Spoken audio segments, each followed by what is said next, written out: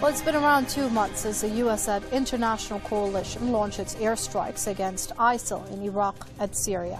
Syrian Foreign Minister Walid Muallim has slammed this coalition for being ineffective in halting the advance of the Takfiri terrorist group. Many ask if there is any real political will on the part of the West and its regional allies to defeat the very group that has been armed, funded, and supported by them. Let's not forget, these governments are still dedicated to their goal of removing President Bashar al-Assad from power. In this edition of the debate, we ask who is responsible for the rise of ISIL, and are the efforts to defeat it enough? On Saturday, an ISIL militant blew up his vehicle at the entrance of the Syrian town of Kobani or Ain al-Arab. The attack came after recent gains made by Kurdish defenders of Kobani against the Takfiri insurgents. People inside the city say the assailant drove his car from the Turkish side of the border. The explosion comes despite claims by the US-led coalition that their warplanes are pounding ISIL positions in Syria and Iraq. Many observers believe the airstrikes by the US-led coalition have so far failed to block the terrorist movements. According to a former BBC journalist, the US, its Western and Arab allies are not serious in the fight against the ISIL because the militant group didn't appear out of thin air. It was created by Western intelligence services, especially Britain's MI6. Well, MI6 has been involved in supporting Islamist terrorism really since Operation Cyclone in the Russian invasion of Afghanistan. MI6, through Operation Cyclone, set up a whole jihadi terror network. And really that jihadi terror network has now reached massive proportions in the world.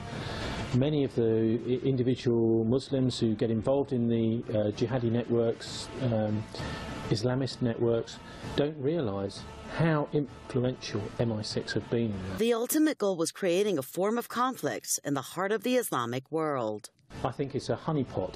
This is a kind of terminology which the intelligence people will use because they know there's lots of disaffected people out there, mostly Islamic people who can see the way that the Islamic world is under attack, and in order to fight against that they believe there needs to be an armed struggle. So ISIS is there to bring those people in.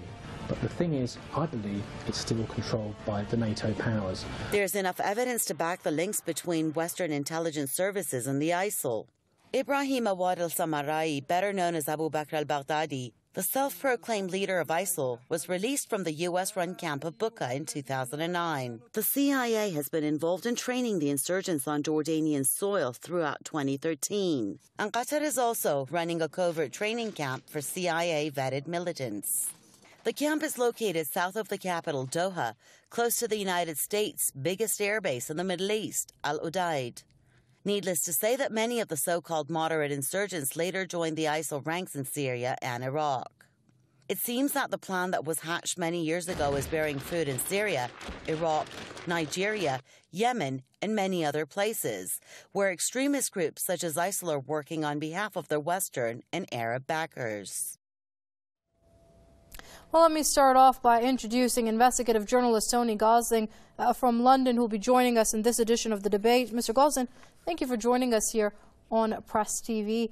Now, you've claimed in the past that the British intelligence apparatus, that is the MI6 and NATO, are responsible for the creation of a network of jihadis which have morphed or evolved into ISIL. Could you care to elaborate more on that? Well, yes, it's not just me that's claiming this. I always look for the sources. I think if you're looking at MI6 and the problems with it, the problems began, at least as far as I can see, right back in World War II. Elements of MI6 were working with the Nazis at the end of the war. The Nazis had a lot of chips to gamble with, a lot of important plans and resources. Gold, they had massive tons and tons of gold. And they also had what we now know is enriched uranium. They had their own nuclear program that they've been working on. And deals were done with the Allied powers at the end of World War II. I mean, not actually right at the end, but before the end, in 1944. There was something called the Red House meeting that took place in August 1944. mostly of Germans, but these were the deals that were done at the end of the war to make sure that the Germans did not lose some of their industrial might, and they had a lot of bargaining chips to bargain with. So I would ask anybody who questions whether MI6 were doing these kinds of deals at the end of World War II, look out people like Desmond Morton, who was one of the top MI6 people, running a small cell, doing these secret negotiations with Winston Churchill knowing hardly anybody else knowing what was going on. Very, very few people. And what happened to all that loot that the Nazis took from the whole of Europe, all the European capitals that they looted? What happened to all that loot? Where did it go? MI6 could probably tell you, although they tried to do it all totally in secret. But if you come a bit closer to the modern era, quite clearly, with the Russian invasion of Afghanistan, there was a definite attempt, and in fact a successful attempt, through people like bin Laden, etc., with the Americans, with the British and the Americans, to start something called Operation Cyclone. And what they did there was they created these, funded these rebel jihadi networks in Afghanistan. From there, we've seen it go on and on. I mean, it's actually quite frightening to think of how this has been built up over the last 10, 20 years. But actually, there's been an ideological attempt to do this for decades. Bernard Lewis, for example, you'll find he worked for the Council on Foreign Relations, their magazine, Foreign Affairs. That is to say, he's working for US big business interests, trying to influence US foreign policy. He was creating this kind of fake version of Islam way back in the 1990s for the idea being to sort of I suppose it's a heresy in a way. That's the way they used to talk about it in medieval times, where you take the holy book and you pluck little bits out of it which suit you, and then you create an ideology around it. And that's one of the, I think, most dangerous things that's led to what we've got today, which is a kind of fake version of Islam about amazing prophecies. You've got to join and be part of the prophecy and fight for Allah. Actually, it's not a prophecy, it's a military plan. All right, Mr. Gosling, let me play devil's advocate here till your opponent arrives and is ready to join this debate. Is an ideology enough to mobilize such massive numbers the way we've seen ISIL do, the way we've seen Al-Qaeda do in Afghanistan, for example, and even Pakistan? Because these people are not just high school dropouts. Some of them are engineers, scientists, bankers, intellectuals from their communities. Well, of course, but this has been being worked on for a very long time, remember. Even Samuel Huntingdon, another American writer, was working on this a long time ago. It's been very, very carefully thought through. Also, if you go back to the 1980s, an Israeli general, General Yinon, developed something called the Yinon Plan. You know, there's been a tremendous amount of time and effort put into this. This is what I think people don't get when they're getting a little bit of a news story about ISIS or ISIL. General Yinon, in the early 1980s, he devised a plan which was there to encourage the extremist factions of all sides. All sides were to be encouraged. The idea being to get various extreme factions fighting each other. And so that's what's happened, and they basically cherry-picked little bits and pieces from the Koran to justify what they're doing. Now, you know, I think that this is not the first time this has happened in history. It's happened a lot. But what we're also seeing now is a propaganda kind of machine around that in order to sort of justify to those doing the fighting what they're doing. Big changes as well going on right this week, literally, in Israel. We've seen the Jewish MP, Gerald Kaufman. He actually, in the 1980s and the 1990s, he was the shadow Foreign Affairs spokesperson in the House of Commons with the opposition to Her Majesty's government. He's also a Privy Councillor now, I believe. He's one of the most well-respected elderly or older MPs in the House of Commons. This week, he was challenging Prime Minister David Cameron over the new laws in Israel, basically saying that stripping Palestinians of their statehood, of the official use of the only language they're supposed to be going to be allowed to use is Hebrew. This is turning Israel into an apartheid state. Even the Israeli Attorney General has been complaining, saying actually it makes us less of a democracy to do this. So I wonder if we've got, well, we know we've got ISIL now, and ISIS, whatever you want to call it, but there seems to be something called ISIL being created. That is almost a Jewish equivalent, which is going to be obviously armed. The Israeli state is extremely well armed, but turning the Israeli state into something which is so fanatical to what I would say is a corrupted version of Judaism, I see trouble brewing for the future here. So we should be looking very carefully at that. And I was noticing as well that the reporting of this in Britain was zero. Around the world is zero. You've got a senior MP, someone who was involved right at the very top level in British politics. He's Jewish, and he's saying what Netanyahu's doing is actually creating an apartheid state.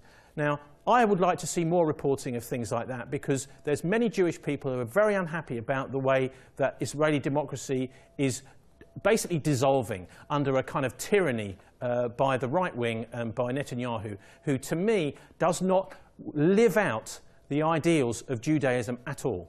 Well, we'll have to leave the issue of Israel for a bit later on, Mr. Gosling. Let's get back to the issue of ISIL over here. We were talking about how the MI6, the CIA, the NATO's intelligence apparatus has been behind this. But what about those who claim that groups like Al-Qaeda, like ISIL, like Al-Nusra Front, they're just natural reactions to the geopolitical forces that are in play over here, and that pointing to intelligence agencies like the CIA is nothing short of a conspiracy theory?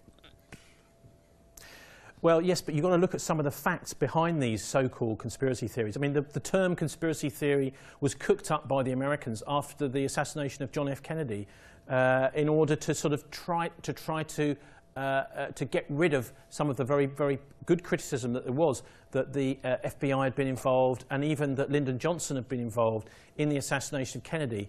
The idea being to sort of say, oh, well, this is silly. It's not silly. It's extremely important. And the other thing is, there is very, very sure, I think very strong evidence for the British MI6 involvement in creating the whole situation that you've got now in Iraq and Syria. Most importantly, it was the French foreign minister under Sarkozy in the last French government, Roland Dumas, went on to French television and he said, whilst I was in office, I was approached by MI6. I mean, you go onto the internet, do a search and find this. It's very, very little reported. He said, I was approached by MI6 and they said, we want to start an uprising in Syria. Do you want to join us? Now, that to me is pretty strong evidence that even the British may actually be behind these Syrian rebels. I mean, let's remember, of course, that it's actually whenever you've got US or British money from intelligence people coming in and helping fund pro-democracy NGOs, it's quite easy for the intelligence people to come in and actually say, right, we're going to do a specific campaign on the streets today. So I always think if you see an uprising going on around the world, wherever it may be, whether it be Kiev, whether it be students in London, whether it be in Egypt, you must always ask yourself, who is actually behind this enormous gathering? Is it a genuine, the will of the people, the hearts of the people behind this? Or is there money behind it? Is there possibly intelligence money behind this uprising? Okay, but then, Mr. Gosling, why then create this quote-unquote international coalition to defeat ISIL? Why have these airstrikes take place on Syrian and Iraqi soil? Well, of course, what it enables the United States and Britain to do is to continue interfering and being involved in Middle Eastern affairs. I think they've got their eye on the oil. I think most people around the world nowadays understand that the obsession with the Middle East has got a lot to do with oil prices, since the West is totally addicted to oil, like a drug, and that's one of the main reasons why they're there. Also, I've noticed, I suppose you have too, in the news the last few weeks, we've seen US transport planes actually dropping supplies, arms to ISIS. I think they actually just want to create a fight. In a way, let's go back to mention that Yinon Plan from the 1980s. What they want to see is various factions fighting each other so that they're not fighting the Israelis. And I think the Israelis are one of the main, I mean, basically they're like an outpost for Western big business out in the Middle East. And that Yinon Plan specified actually encouraging extremist factions on all sides, as I said. And I don't think there's been anywhere near enough analysis of all the time and effort that's gone into creating ISIS now in the first place. I don't doubt that many of the people that go to join ISIS to fight think that what they're doing is right. And of course, fighting against interference in the Middle East, there may be some justification for that. The United Nations says that actually if you're acting in self-defense, then that's fine. I mean, for example, fighting against US intervention in Iraq. Actually, that, if it proves to have been an illegal war, that's perfectly okay under the UN conventions.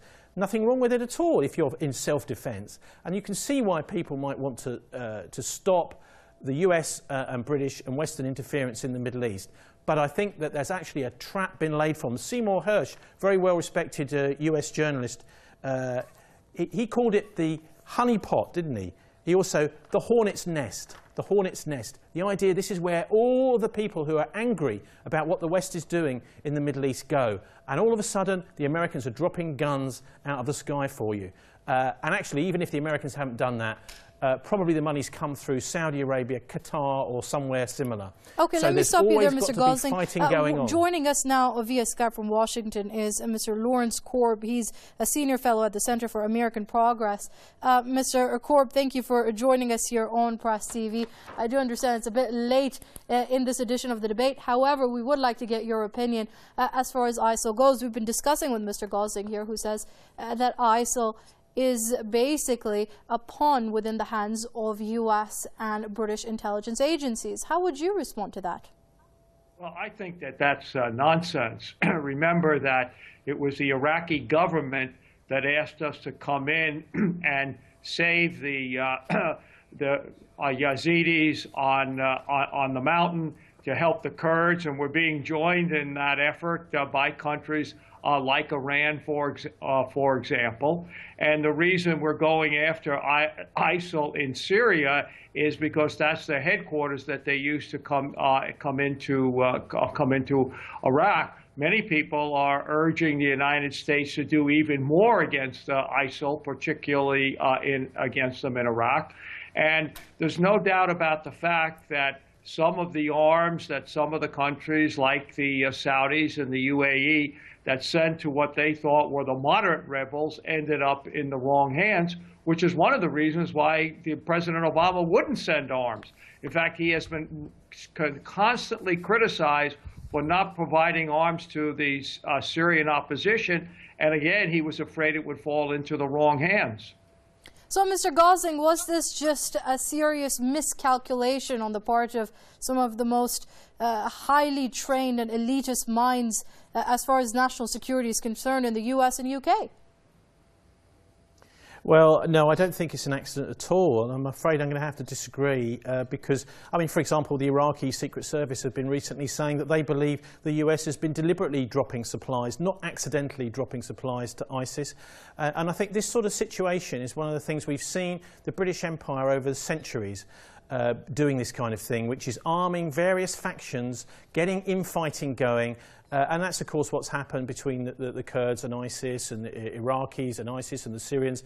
And what this does is it sort of ties people down. It creates chaos. Let's not forget, many of the fighters who are fighting in ISIS now actually came from Libya. And isn't it strange that during the 1990s, MI6 were funding massive amounts of money to the Islamic fighting group in Libya to overthrow Colonel Gaddafi. And then once that country has been turned into chaos, and really it was one of the most advanced countries in the whole of Africa with an incredibly good health service, right. Not a single Libyan was homeless. Those people have all now gone over to Iraq and Syria and are fighting for ISIS. I don't think that's a coincidence. Our friend apparently does. Right, Mr. Korb, if you do follow the money trail, it comes down to this, that the U.S., even though it might be carrying out airstrikes on Iraqi and Syrian soil, at the same time, the funders and suppliers of weapons to groups like ISIL are not being penalized or not even being stopped. Well, no, the United States, for example, working through our Treasury Department, has cut off the ability of ISIL to sell oil on the open market. We bombed a lot of the places where they make oil. And again, if you look at our relations with the Turks, they want us to get, to even go after Assad as well. We stopped ISIL from taking over Kobani, along with other countries in the region, like Iran. We have provided arms to the Kurds so that they could stand up and fight against ISIL. So there's no way that we're trying to encourage ISIL. Did people But Mr. Korb, let me just cut in there. We're running out of time. These moderate rebels that the U.S. keeps saying that it wants to support. Now, let's not forget some of the moderate rebel factions on the ground in Syria have come up with an agreement with ISIL that they're going to work together to overthrow the government of President Bashar al-Assad instead of to halt the ISIL momentum, as Obama had hoped. I have no doubt that the opposition to Assad is fragmented. And again, that's the reason why President Obama, under tremendous criticism, even from members of his own cabinet, refused to send lethal arms to Syria because he was afraid exactly what you described would happen. And that's why we're vetting and training the Free Syrian Army now. And again, President Obama is being criticized for not sending them in quickly enough, but we want to make sure that that doesn't happen again. Mr. Gosling, when the U.S. vets and trains moderate rebels, what does it mean? Well, of course, they're actually quite pally with the more extremist rebels, and the idea that you can help one faction of the rebels and that they aren't actually working with other factions, I think, is a bit of a joke. I mean, we've seen this over the last 3 or 4 years, that the arms have been moving around freely between many of these different groups. But let's not forget, one of the fundamental things here is the Bible actually brings together Judaism, Islam, in the same region. For many, many years, they coexisted perfectly happily together. And I think it's going back to this Yinon Plan by the Israeli General Yinon in the 1980s, this plan for encouraging all the extremist factions, which has led to today. All of the moderate Jews, the moderate Muslims are not getting a say, because what's happening is the extremists are getting all the weapons. And I think unless we do something about that, this problem is just simply going to continue in Iraq and Syria, and we're going to get actually a kind of competition between, as I was saying earlier on, JSIL, a kind of Jewish version of ISIL, with a very extremist, hardline Jewish faction in Israel, and ISIL, and those two are going to then start fighting at some point in the future. So that's why it's so important that we nail this now. All right, let's leave it there. That was investigative journalist Tony Gosling joining us from London, and a very special thanks to Lawrence J. Korb, who stepped in at the last minute. He's a senior fellow at the Center for American Progress, and he joined us via Skype. Gentlemen, as always, it's a pleasure having you with us here on Press TV, and to our viewers, thank you for watching. From me and the entire team here in Tehran, it's goodbye.